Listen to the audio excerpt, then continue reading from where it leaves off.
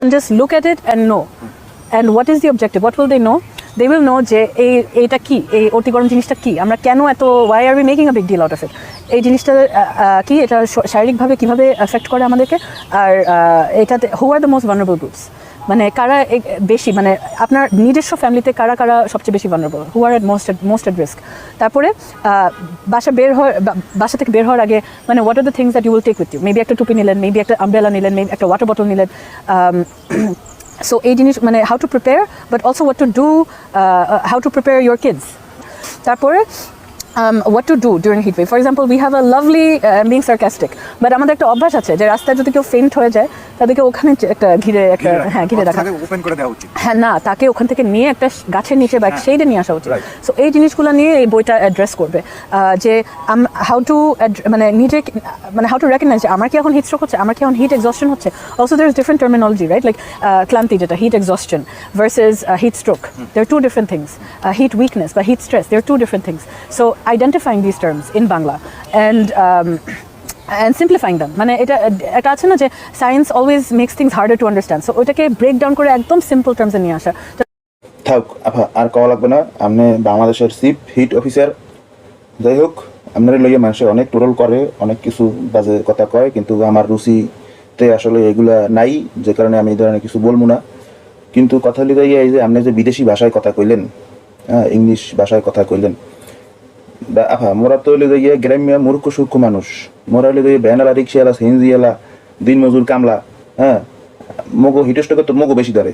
আপনাকে তো গাড়ি আছে, বাড়ি আছে, গাড়িতে এসি, বাড়িতে এসি, অফিসে এসি, আমরা হইলে যাইয়া টাটিখানায় যাইবেন, হ্যাঁ না এসি।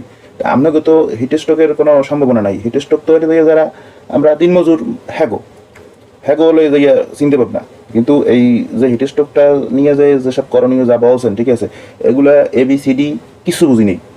আপনি যদি সরে খাদ্য কইতেন তা বুঝতাম, তা বুঝাইয়ে যদি কইতেন বুঝতাম। আপনি কইছেন বুঝাইয়ে কষ্টও করছেন, কিন্তু বুঝি নেই কিছু।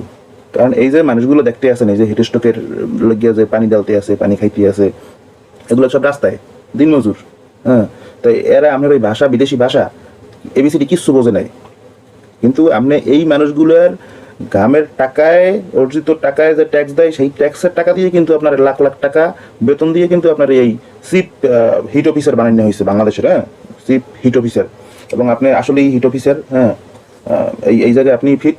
কিন্তু এই ভাষাগুলো তো মোরা কিছু বুঝি নেই আসলে।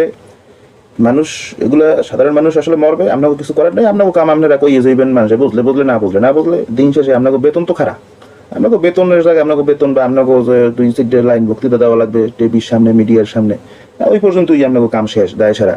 কিন্তু এদিকে কি করণীয়, কি হইতে আছে আসলে, কারে কেমনে বুঝাইতে হইবে, সেগুলো লইয়া আপনারা আসলে চিন্তা ভাবনা করেন না। তো যদি এই ধরনের চিন্তা ভাবনা করতেন, তাহলে আপনি পটর করিয়া ইংলিশ কইতেন না, বিদেশি ভাষায় কথা কইতেন না।